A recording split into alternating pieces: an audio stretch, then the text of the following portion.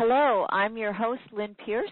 Welcome to your Ageless Lifestyle and Business Telesummit, where you'll hear from successful businesswomen as each one shares her major life or business transition after hitting 50. You'll discover how that challenge transformed the depth of what she does and made her stronger. We each have had something happen in our lives that served as a temporary speed bump, and every single one of these successful businesswomen came out the other side with a different perspective or completely new business. They'll be sharing their story, their transformation, and tips and strategies you can use to create your ageless lifestyle and business.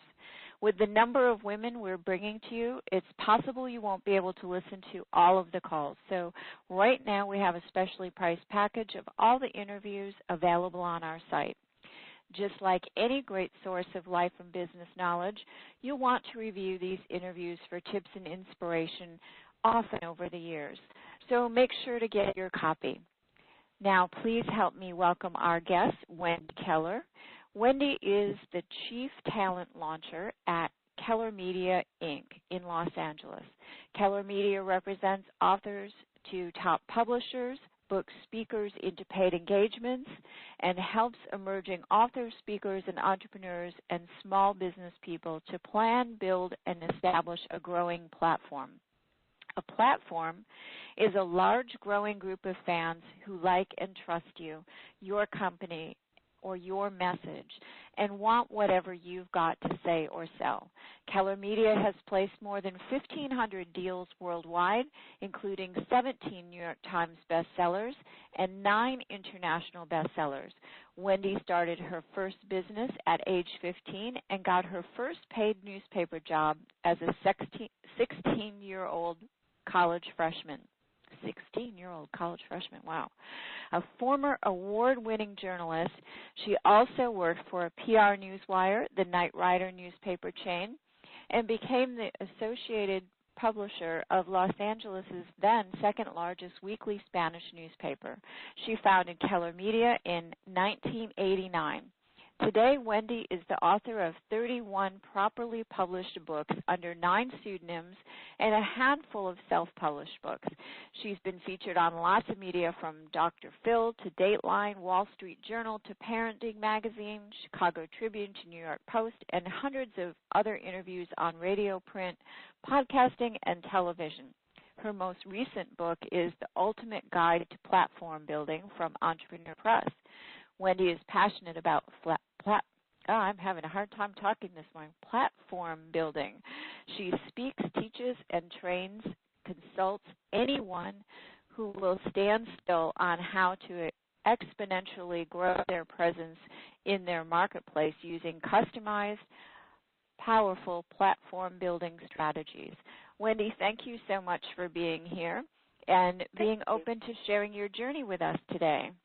Thank you, Lynn. I'm so glad to be here. Thank you for inviting me to be part of this Telesummit. Well, I hope my lips start working properly, or maybe that I was just doing too many P's. But change your lipstick color. It works for me. I end up speaking much more clearly.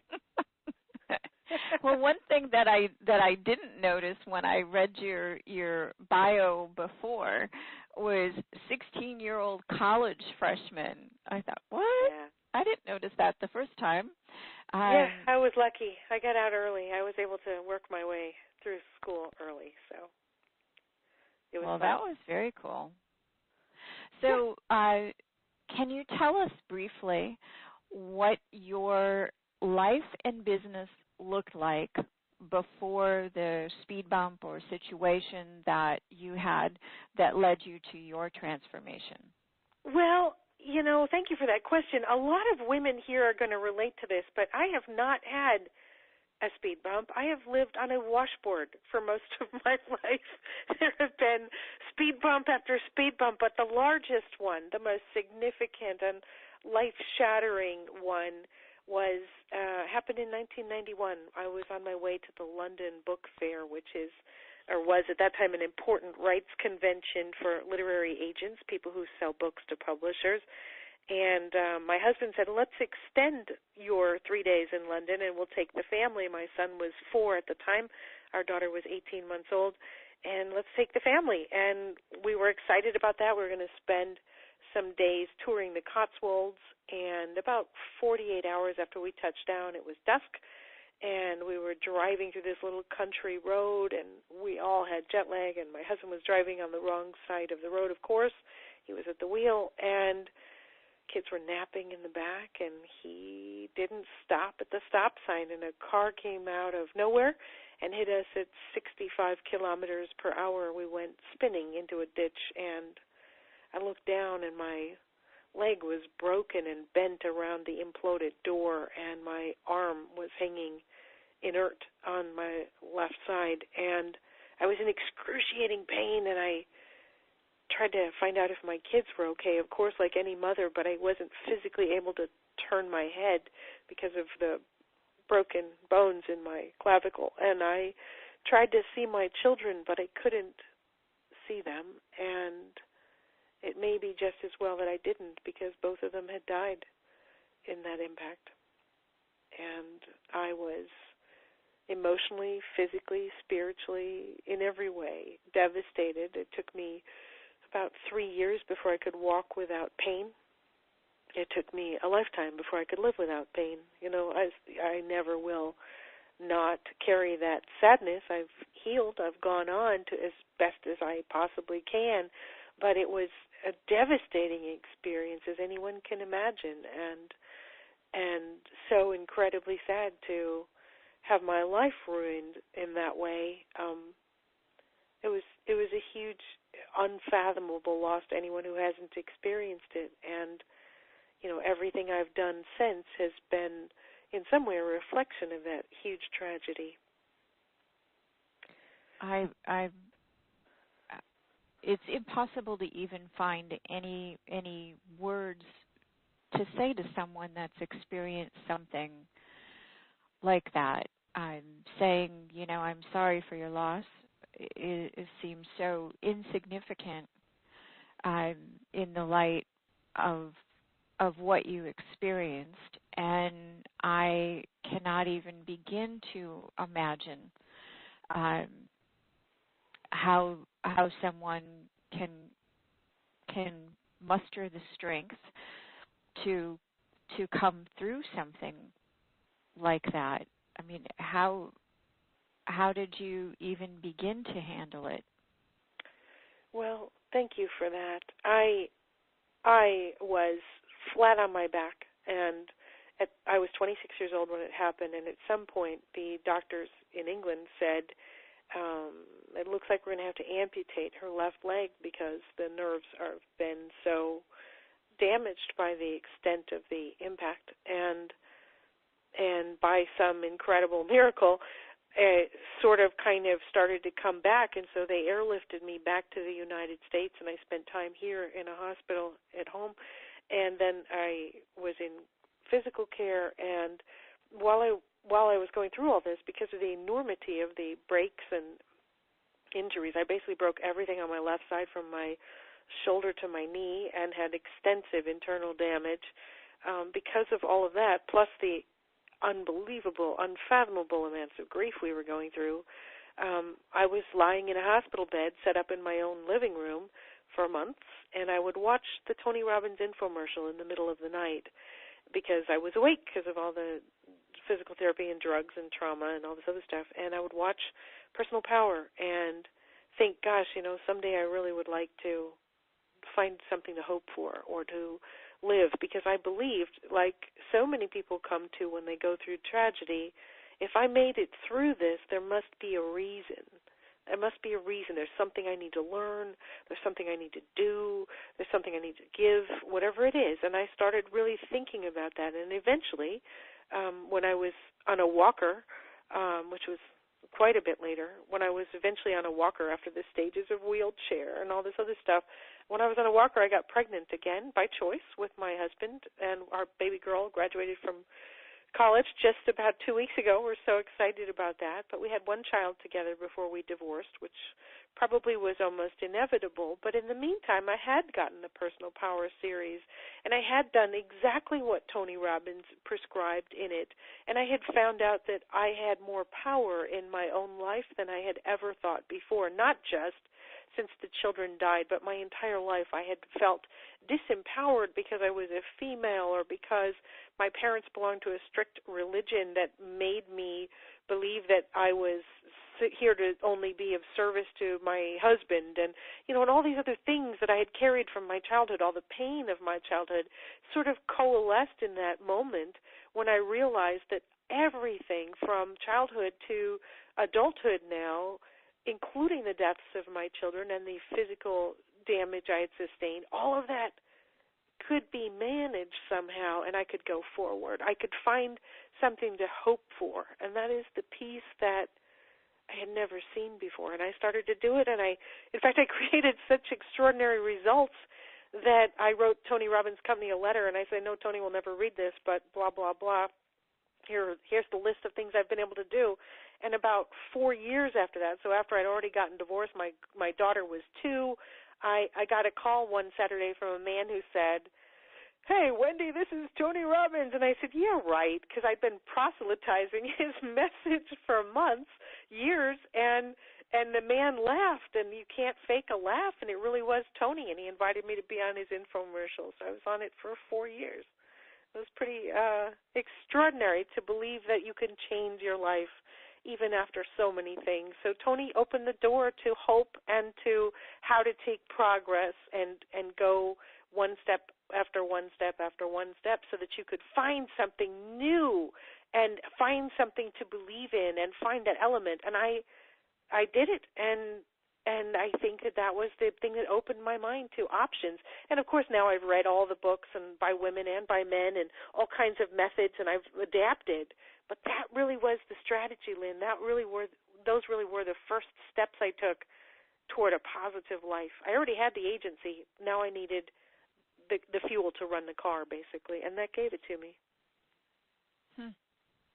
So can you share with us what some of those bullet points were that you sent to Tony, that in the ways that his work had helped you? Yes, I had so my daughter was already born, although she was small. The first letter I sent to Tony, I said, in 90 days, I have traded in my jalopy for a sports car, which was really important to me for some reason that I had that importance. And I have hired a housekeeper more time than I had had previously, and I had quintupled my business revenues, annual business revenues, in those first 90 days. And I had hired people, 2 people at that point, to help me out so that I would free myself. As entrepreneurs, we tend to get stuck working in the business, not on the business. And I had given my husband an ultimatum that if things did not change, because his grief reaction was not a positive one, and was destroying our relationship, if he didn't change, that I would have to either seek counseling or end the marriage, which I eventually did, because it didn't. And those were some of the facts, and then I kept applying it, and I wrote him a second letter, which may be what triggered him. I don't know which one actually triggered him. But the second letter, I had gotten a divorce, and I had purchased my dream house, and I had put my daughter in this fabulous Montessori program, and things that I wouldn't have even occurred to me. And I had acquired a higher level of clients, which as an agent is how you make more money. I mean, you can sell 10 books for $10,000, or you can sell 10 books for $100,000. Take your pick. Your commission's going to be 15% on all of them. So I had really grown and matured, and part of the whole transformation, not to say that it was easy or that I didn't miss the children or that I wasn't still grieving, but the first and most important concept for those who are listening to this is find something that will get you out of bed in the morning. Find something to hope for, and it doesn't matter if it's a shallow, unquote, materialistic thing like a new car, or it is something that's really important like saving or leaving a toxic relationship. That's really interesting, because that same program got me out of a 10-year physically and emotionally abusive relationship where Wow. I had been trying for 3 years to get out. I had been saving up little bits of grocery money because even though I worked and I made a lot of money, I wasn't allowed to have it. And for 3 years, I'd been plotting my escape because I was sure I would be killed if he found me. And it got to the point where I was a big Nightingale Conant person. Yeah, sure, me too. Everything I did. And for I don't even know how many years before that, for more than the 10 years that I had known him. And he thought that was the major problem in our relationship, was that all I ever listened to in the car or at home or anywhere else was reading those kind of books or listening to those kind of tapes. And so I had seen it in the Nightingale Conant catalog when it first came out. And then I literally got a phone call from Nightingale Conant. I don't think they had ever called me in my entire life. That's the only time they ever called me that I can remember. And I picked up the phone and they said, "We need to tell you about this new program." And I said, "I saw it in the catalog, but you know, it was more expensive than the other programs, but it was this whole big 30-day thing." And I thought, okay, I got the message. When you actually get somebody to pick up the phone and call me, I get the message, and I ordered it, and it literally changed my life. Yeah. Completely changed my life. And even with all the personal growth things I had done before, it took that 30-day program. And for years and years and years, I used to do that every year around my birthday. Living in Mexico now, it's in storage in California.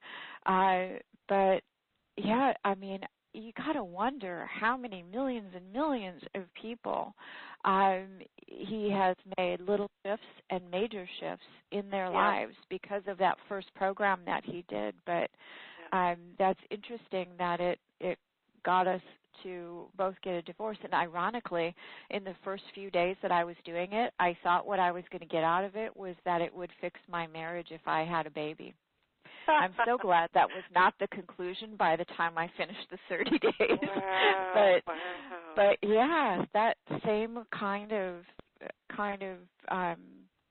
experience of, wow, something's got to shift here. We've got to change this. So amazing. All the things that you got out of it in 90 days. I was trying to think, besides leaving, what happened? I don't remember anything else that may or may not have shifted in my life at the time. I would have never even dreamed of trying to find Tony Robbins and write him a letter, but I've done interviews with a lot of people that are friends of his, and if his name ever comes up, I always say, Tony Robbins saved my life. But I've never taken it any further, so good for you. That must have been so cool to be on that infomercial and provide that encouragement and testimony for who knows how many women that you helped do the exact same thing by writing that letter and accomplishing what you did. Thank you. Well, Tony told me I am not a personal friend of his, but I mean, I'd obviously recognize him, but he'd recognize me on the street, of course. But and I've represented a number of people in his organization, and recently I took the brilliant Chloe Medenis's training for coaches. Even though I'm not technically a coach, I coach authors and speakers and entrepreneurs. But I'm not hired as a coach. I'm hired for what I know, but I wanted to be able to be more motivating to people. Chloe Medenis works with Tony as a therapist, and she is just probably the most brilliant woman I have ever met in my life, and I know some extraordinary people. And we were discussing, the effect that Personal Power Program had on me, and I see that she was part of the foundation of a lot of that material. But the thing that I learned from Chloe that is like, so once Tony, I had never heard any of that. I didn't even know Nightingale Conant existed. I'd never heard of Think and Grow Rich or As a Man Thinketh or any of the classics, So I didn't know any of that because of the way I had been raised. So I learned all those things because of Tony. So he was the gate to open all that. So what Chloe said at the training, and this is the Robbins Medanis type of training that you can see on Tony's website, what she is into is reparation, and that was the shocking piece to me. So, for instance, in the thing, I know we're getting a little off track here, but she had this video she played to teach the coaches where this father who had been violent and a drinker was being they were doing an intervention on him on stage, and his 3 daughters and his wife were there. And Chloe led this man who was unhappy with the fact that he had been such a jerk. And, of course, his family was unhappy now that they were all grown. She had this man literally get on his knees in front of an audience and one by one take the hands of his daughters or his wife and apologize for his behavior and then offer to make reparation. And because he was a wealthy builder in Canada, he actually had his women, his wife and daughters, ask him to build them a hotel. So he built them a hotel as his penance for being a jerk when they were growing up. And I saw in that example, in that video, what I learned is it is okay to look at the people in your life who have harmed you and say to them, this is how this made me feel, and give them the opportunity to unburden themselves of the grief, let the, quote, reparation or payment be made, and move on. And just that piece, which I've been chewing on now for the month since I saw it, has already begun to shift my relationships, not just with other people, but also my relationship with myself. Because like most women, by the time we get to our 50s, we carry an enormous amount of guilt. That time I screamed at my child because she was a teenager and blah, blah, blah. What can I do to show that I am humble enough to apologize and to make reparation? And who would I like to apologize to me before they die or I die? That piece has been something I've been mulling over, and I find it has so many permutations. It's been a fascinating bit. It really has. I'm close already to my ex-husband as a friend, but in a lot of other lifestyle choices, both things I've done and things that have been done to me, this is allowing me to kind of sift through and make some important changes. Well, that's huge. I mean, the idea of reparation, I never even thought heard about that before. No, me neither. Eye-opening. Chloe is just brilliant. Wow. And she has this great book named Strategic Relationships by Chloe, Chloe accent, and the last name is Medanis, Madanes. Just a brilliant book of strategic relationships. I'm reading 6 of her books right now, but I just was so impressed with that.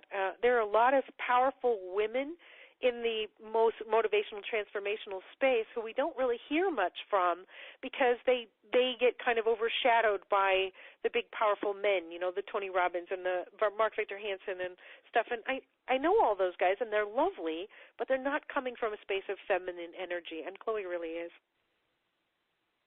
Wow. Well, I will have to look up that book for sure and find out more about her. So let me ask you, what after, I mean, it just seems ridiculous to call what happened to you a speed bump, but that's the term that I've been using all the way through this. That's fine. What did you create, or what shifted for you as a person or as a business from your experience? Well, the conglomerate of the accident and the physical issues and the divorce and the Tony Robbins sprinkled on top kind of thing really changed a lot of pieces. I decided to dedicate myself to becoming one of the more important agents in the United States. I only handle nonfiction. And so I made this commitment to my business because now I had a little girl, 2 years old, all by myself, and child support wasn't going to be an option. I knew that. And I took responsibility, and I'm happy to say, and this is the least of the benefits, but one of the more obvious benefits is that a couple years after that decision was made, and I really put my nose to the grindstone with my business and constantly stayed in a state of learning, which is my personality anyway, but certainly was attenuated by my interaction by learning so much from Tony. I was able to buy a house in Malibu that I really, really loved, and I was able to be a different type of parent than the way I had been parented, and I became a much better business person because I could see the value of encouraging others, which of course is part of my role as an agent and, quote, chief talent launcher, as I call myself, and really helping people who might be insecure about their book or their business or their life or their career, or they might be dealing with some sort of emotional or physical tragedy. I've been able to really encourage people to step into their gifts as authors and speakers particularly, and as business people also. And I think that all those things came out of that, and, a new spiritual path and a new perspective on what I can do and what I should do in the world. I think that those things kind of have coalesced. And then, curiously enough, in 2007, I got my next speed bump. Of course, it's microscopic compared to the deaths of the children, but in one of the Malibu wildfires, my house and that of 56 neighbors burned, and my office building, which I had built next door, also burned. So I started again, and that was just 2007, which feels like yesterday in some ways. So, I had to rebuild, but luckily I had the strategies already from the previous enormous trauma to deal with the relatively minor trauma of losing every single thing I owned. We were in Chicago. I saw it burn on CNN. Wow. Literally, from a skycopter, from a helicopter camera. So, yeah. But, I used the same exact skills, and they worked the second time, which is not to say that I'm like some sort of freak of nature or that I'm strong. People always say, oh, you're so strong. The truth is I use the tools, and they're everywhere. They're all around us, and they're not necessarily difficult to apply. The principles are simple. You just have to take the simple principles. We tend to look for the difficult solutions, 20 years in therapy, or, gee, I have to do this massive thing. You just have to take the simple principles. Find something to hope for. Take consistent action every day, right, which is sort of part of what Tony Robbins says. Give yourself encouragement when you do something right. Look at the lessons you can learn. Keep learning. This isn't rocket science. You just got to do it one step in front of the other if you want to get through the hard stuff in life. So when it comes to the practical side of losing everything in a fire, it's your home and your business. When all of the paperwork and everything else, not to mention the memories and everything you own, is gone. But from a personal and business standpoint, all the paperwork, what's the practical side of what you do to figure out things after that? Well, I hope that most of the listeners are not confronting the loss of everything, but, you tell the truth. You tell clients if they need, if they say, oh, no, in my business, clients will call me 5, 6, 10 years after their book has been published. I haven't spoken to them in, 5 years, and they'll call me and say, oh, so, I met somebody on a train who wants to purchase the Chinese rights. Are they already sold or are they still available? And, I didn't have the paperwork to answer those questions. So, and we weren't in the cloud yet because the cloud really wasn't a thing yet. And, so I have to tell the truth. I don't know. I have no way of finding out. I'm sorry. It was, same thing as when the kids died in the car accident and I was selling screenplays. I lost my ability to focus for a long time, and I did after the fire too.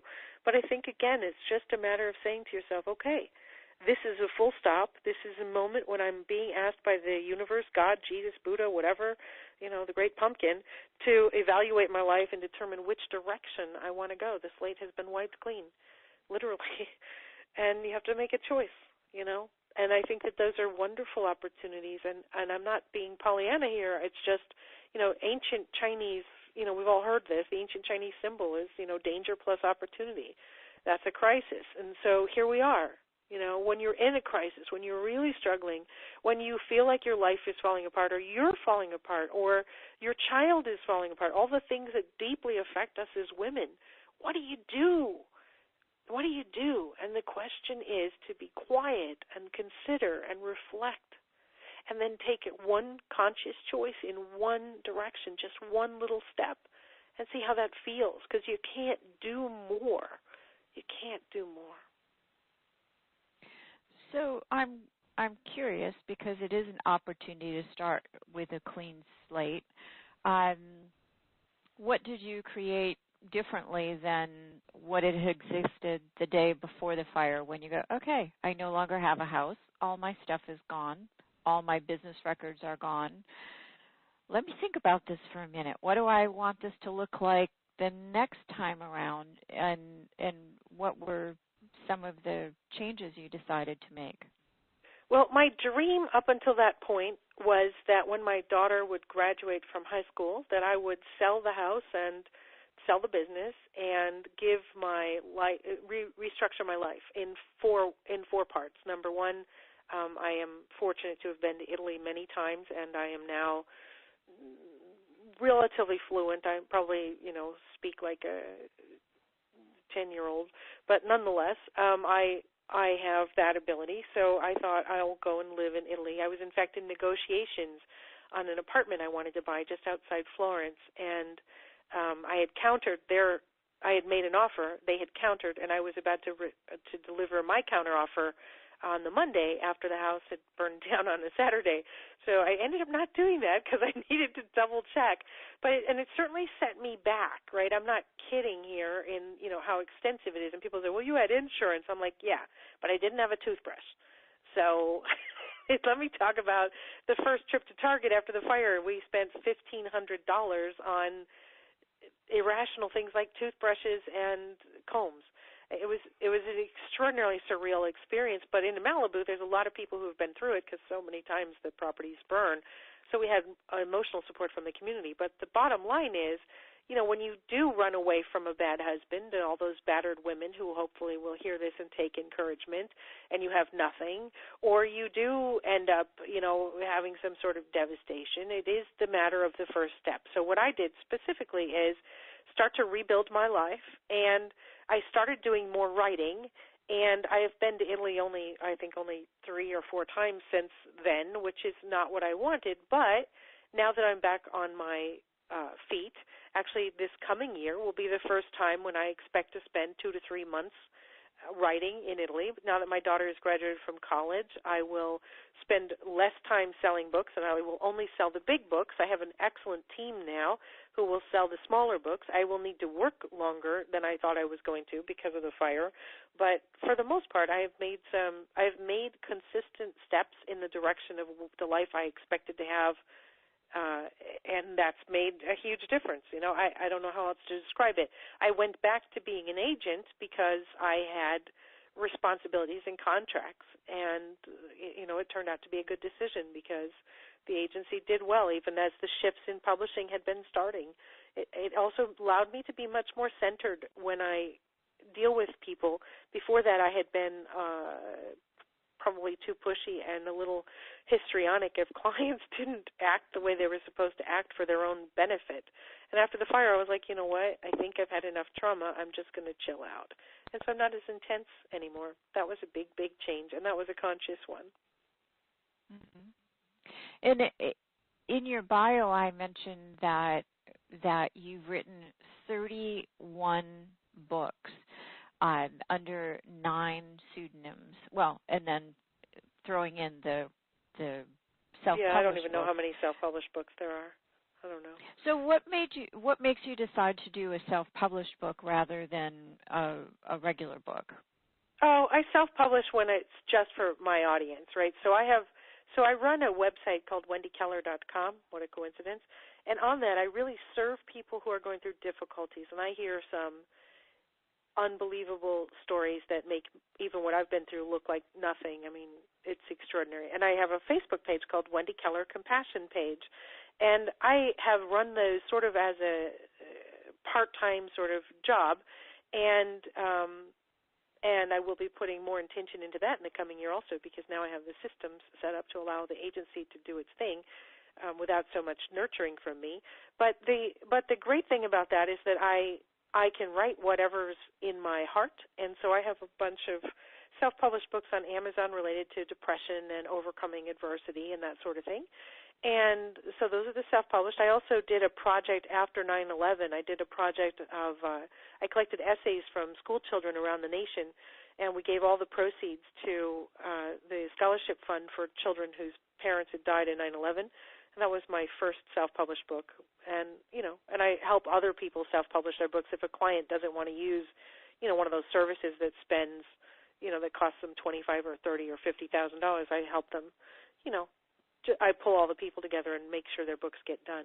So, so I've self-published my own stuff, but the reason I use pseudonyms is because I felt like my clients would feel bad if I was also a successful writer, because in the beginning of my life as an agent, even though when I started selling books I already had 14 titles published on my own, clients would say, "Oh, I bet you wish you could write." And I'm thinking, I was an award-winning journalist, and I have all these books, but okay, yeah, gosh, you're so special. And so I kept my mouth shut and wrote pseudonymously so that I wouldn't hurt anyone's feelings, so they could feel like they were big and powerful and, wow, they're so talented. So it was okay. When my 16th book came out, it was a pseudonym also, but my publisher said, you really need to change this because you're going to get huge amounts of media. And I got 3 years solid where I was doing 4 or 5 shows a week. So I used my name on that. And what was that book? It was a women's empowerment book. It was called The Cult of the Born-Again Virgin, How Single Women Can Reclaim Their Sexual Power. It was based on my neighbor who had said, gosh, Wendy, I wish I could own a house and a business and have a new car every 2 years and, all this other stuff, and I wish I could be like you, which women were saying to me a lot back then. And I said, well, why can't you? And she said, well, what if the house I bought would be too far for my new husband to drive to work? And I said, you're not even dating anybody. So I felt upset with her, so I was motivated to write the book. I wrote it, and it sold well, but it also got me on hundreds and hundreds of shows. So it was good for the agency. So it sounds like you write about a range of topics. Well, the pseudonyms are all books I don't want anyone to know are mine. I used to own a catering company. My pseudonym on books related to food and party planning have sold way more copies than anything under my name. So really? I don't write under that anymore because I'm bored with it. But yeah, and I wrote a series of historical fiction for juveniles, and that was my first big series, and that got me. They paid an extraordinary amount of money. And those are work for hire, so I put a fake name on them, and I don't even know. I mean, I know they're still in the school system because I see things, but I don't know anything else. I don't know what happened to them. They paid me off to have them in perpetuity. It's easy. That's really interesting. I think those are a lot of parts to the being an author and also the publishing industry in general that people just are not aware of. I mean, for a lot of people that are thinking about writing a book now, they're looking at, okay, do I do it through CreateSpace, or do I try and get a major publisher, and that's what they think are their two choices. Well, I'd like to comment on that if I could. I get asked this question all the time. If you self-publish a book, please know that I'm an agent, yes, but I'm not trying to get anybody who's listening as a client, because the kinds of clients I represent have huge platforms.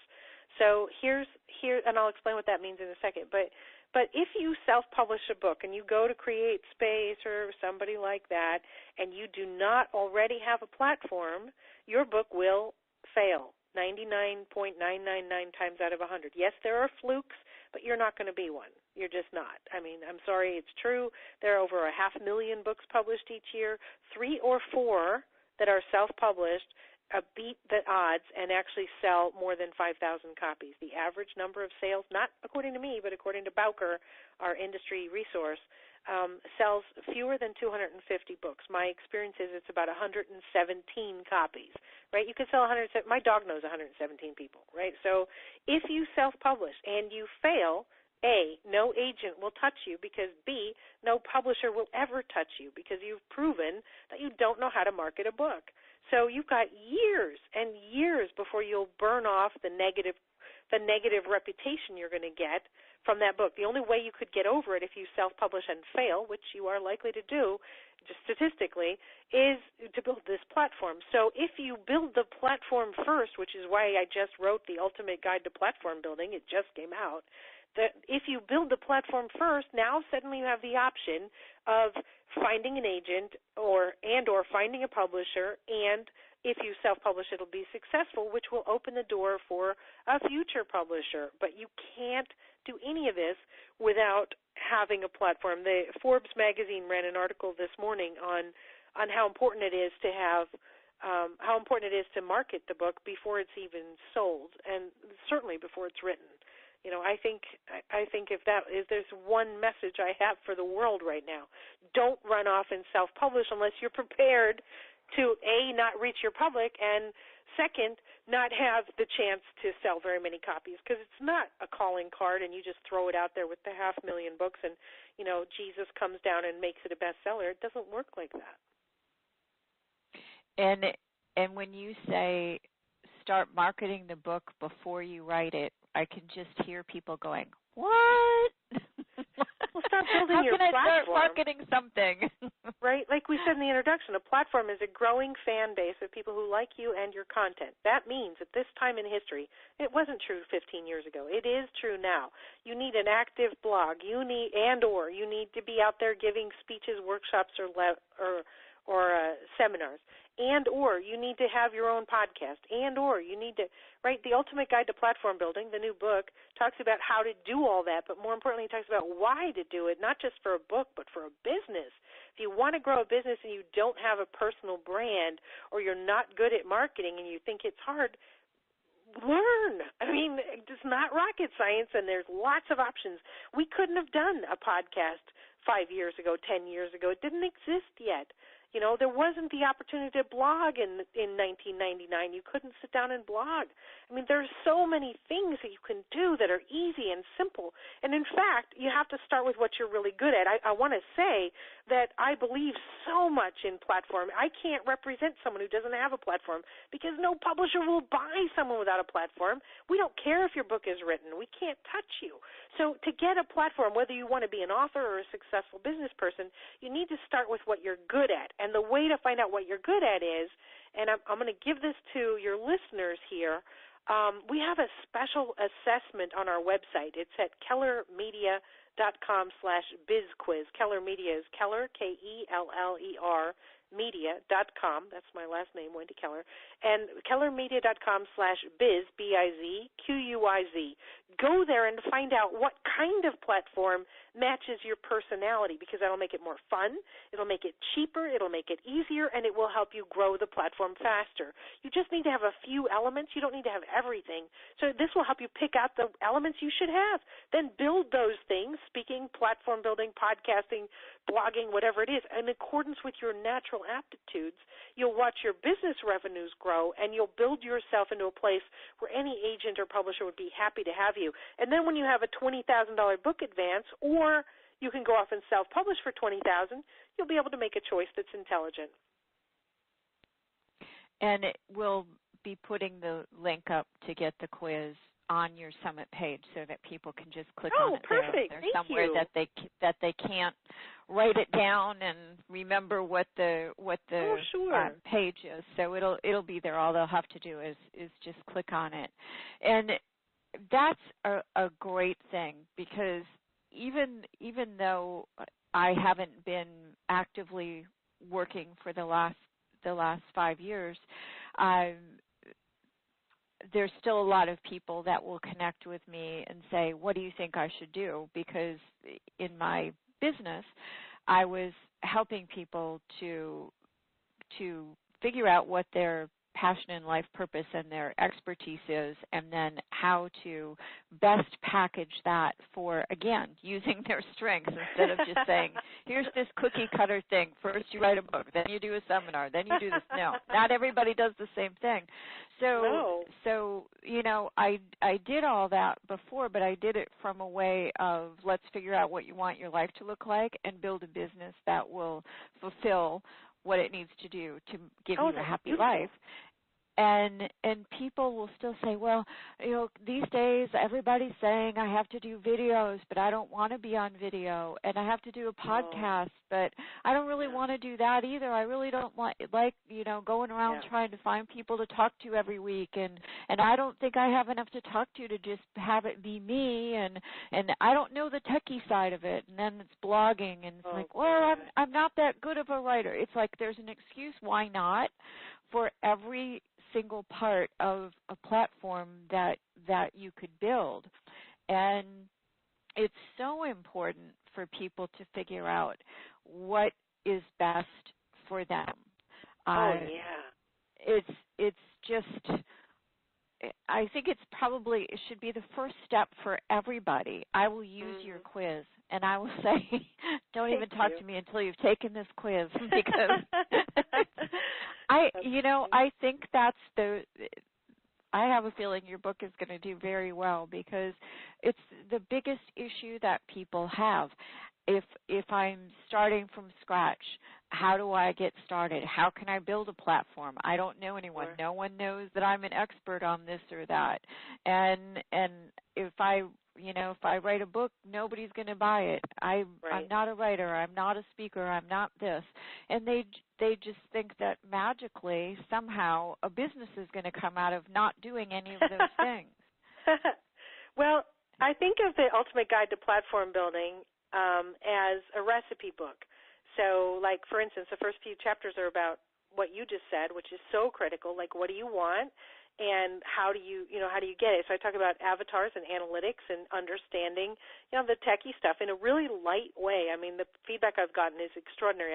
It's attracted a lot of personal consulting clients, more than I thought it would in such a short time, which is kind of fun for me because I've spent my life doing that, coaching people into, consulting people into becoming authors and speakers, but it's been really interesting to see the kinds of questions I'm getting. But people start with the quiz, which is in, I think, the first or second chapter, and then the rest of the book is like, I think of it as the Betty Crocker book on platform building, because you want chocolate cake, you flip to that tab and you read, you got to get the eggs and the flour and the sugar and the chocolate, and then I really want to make, chicken cacciatore, you switch to that site and here's the recipe.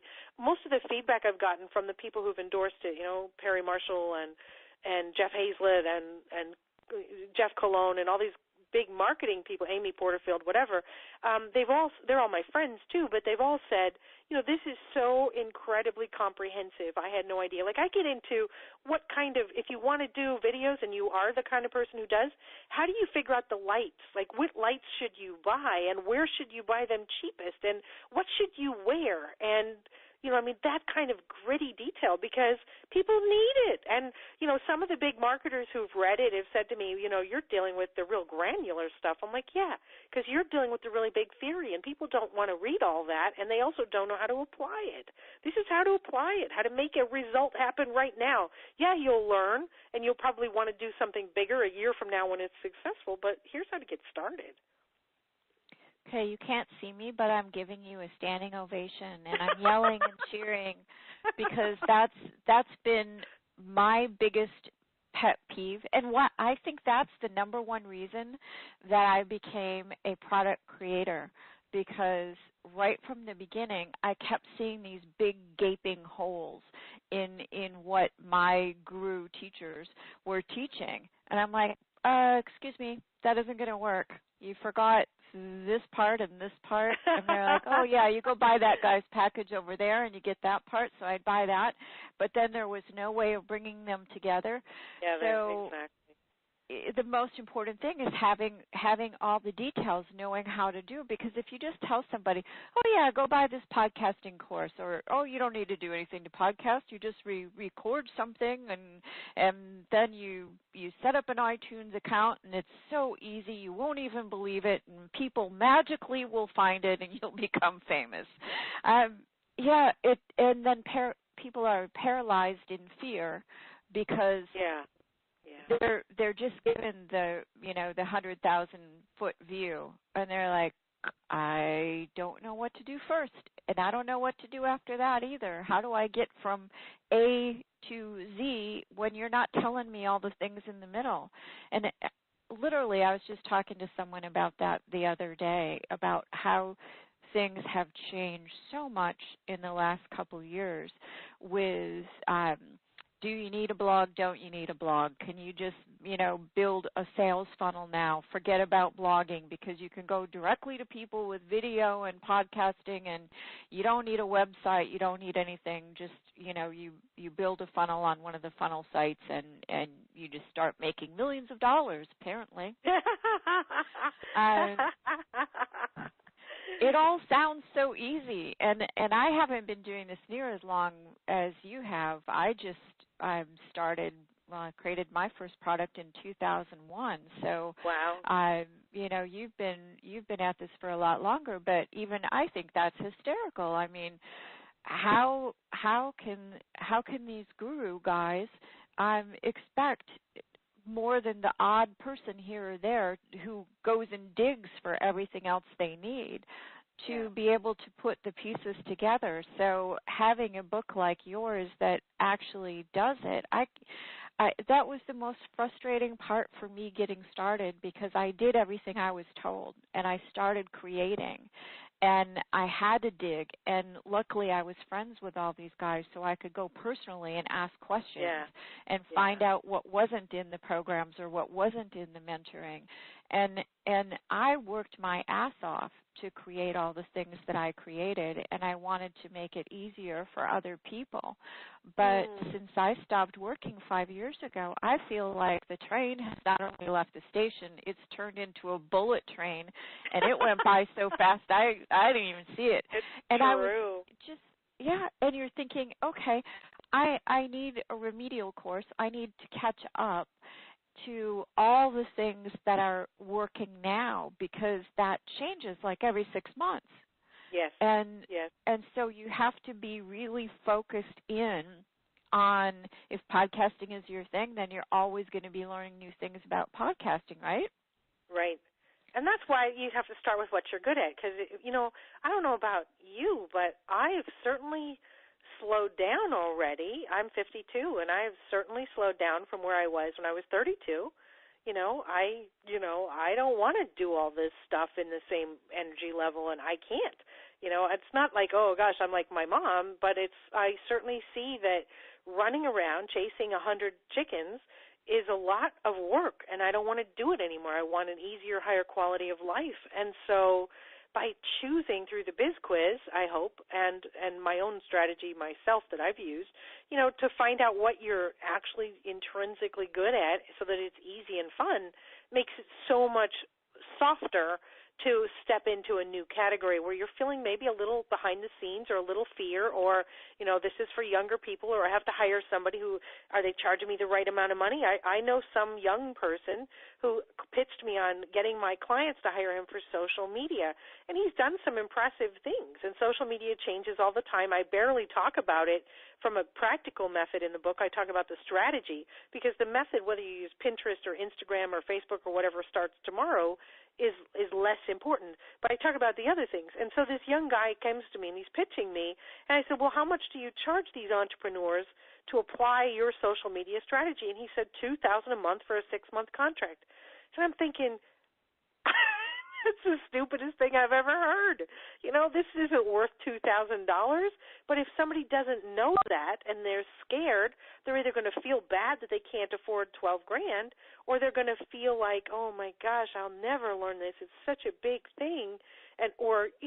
Those aren't, neither one of those extremes is right. Neither one. Not writing a check for that. It can be done, with an intern working a couple hours a week. Everything that guy does, everything those big social media companies do. And how many entrepreneurs are getting screwed all the time?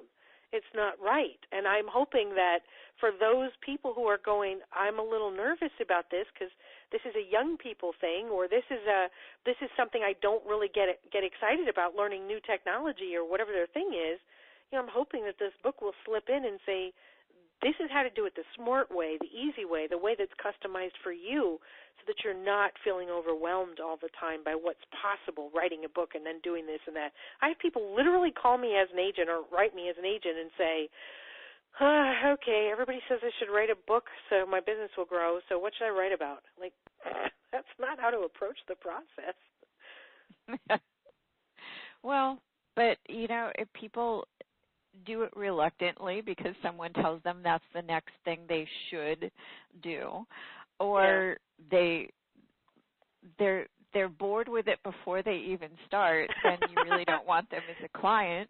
Well, they shouldn't be doing it. There's other ways. Yeah. Well, it's like your mom saying you have to eat your broccoli before and mom says you have to eat your broccoli before dessert. It's like, it shouldn't be like that. It should be more fun. Yeah.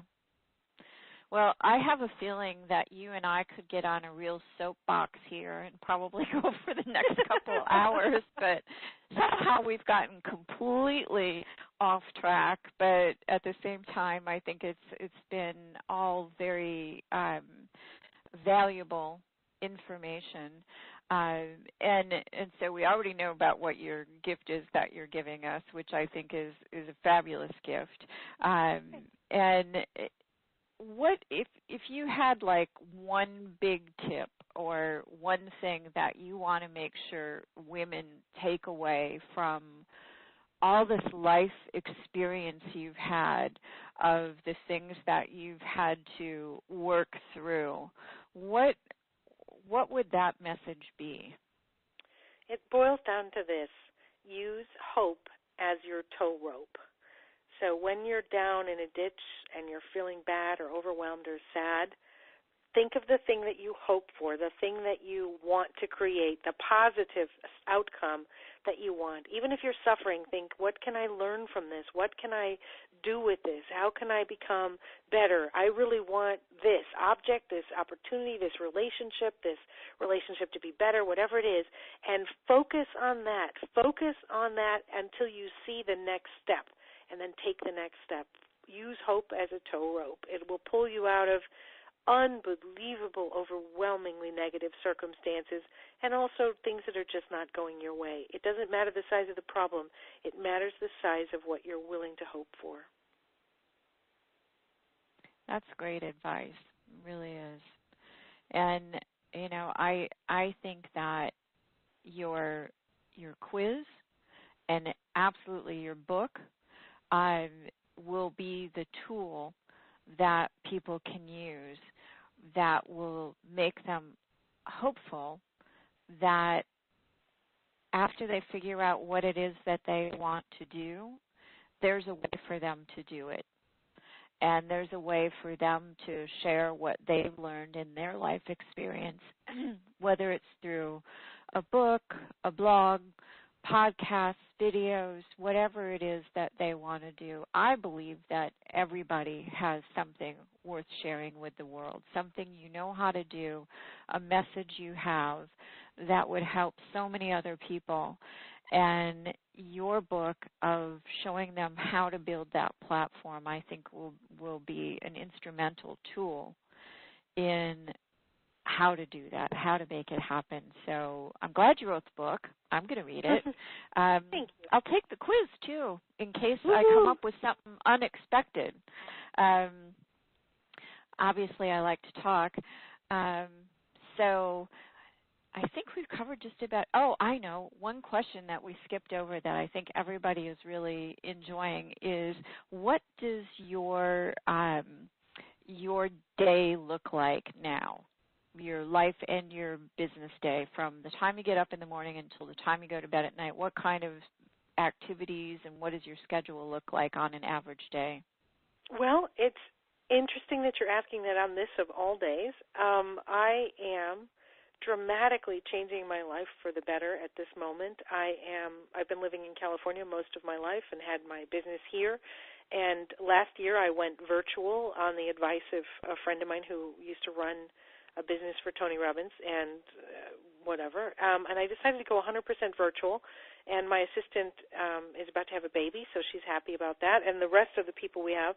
So everybody is virtual now, which has liberated me. So I will be moving in 6 days. I'll be moving to Chicago, which is where my family is, to be the daughter that I would like to be at this stage of my parents' life. And I will be going to Italy this year for 3 months to work on a book that I started 2 years ago and haven't had time to finish. And I will be living a very different lifestyle. I mean, I've learned a lot from teaching and consulting and doing webinars in the last 2 years, and that plus a few major clients, at this stage of my life as an agent, I have the freedom to represent, a few books and make as much money as I used to make in the old days when I had to sell 20 to 30 books a year. So that will be done this year. So my life 2 months from now is completely different than my life has been this year, and much different than it was 2 years ago when I still had an office and people and all that intense distraction for me of individuals working right next to me asking me questions all day. So it's really changed. So I will tell you that the thing that doesn't change is my morning routine. I wake up and I row on the marina here. That will change when I'm in Chicago. But I wake up and I row, and then I come back and I meditate, and then I get ready for the day and make my list of the top 3 priorities and get to work. And that's been my pattern for pretty much all my business life. I think that taking care of myself physically and spiritually first thing in the morning gives me a positive day. And then I can be organized and focused and get things done. I think that that's it. And I also think in a woman's life there are a lot of transitions as, children grow and move out and relationships change and all that other stuff. And I think that finding a constant, whatever that ritual is, can really help ground us and make us aware that we are so much more than what we do in a day. Well, thank you so much for that. And I hope you have a good winter coat. I'm from Wisconsin. I do not envy you as I sit here in Cabo. I don't envy you moving to Chicago winter. It's like, are you crazy? You didn't wait until next summer? Well, I'll be in Italy for most of it, so it'll be okay.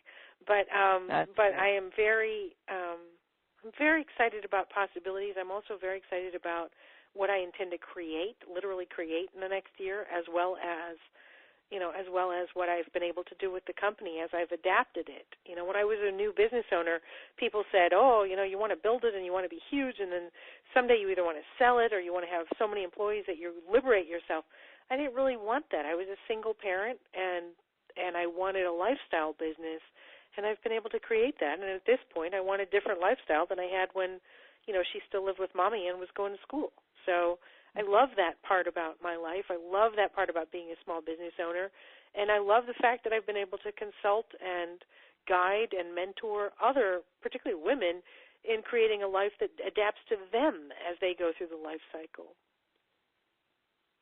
Well, I really appreciate you sharing your life and your story with us, and also this business conversation that we got into about publishing, because I think unless I'm totally wrong, those are the kind of people that are going to be listening to this, are women that really feel like they have a message to share. So I think that was all very timely and pertinent information to be shared. So I appreciate our conversation about that as well. And to our guests, our listeners, make sure that you check your email to not miss any of our interviews in this series. And don't forget to grab your copy of the audios of this summit. I'll be talking to you soon. Thanks for listening. Until next time, this is Lynn Pierce.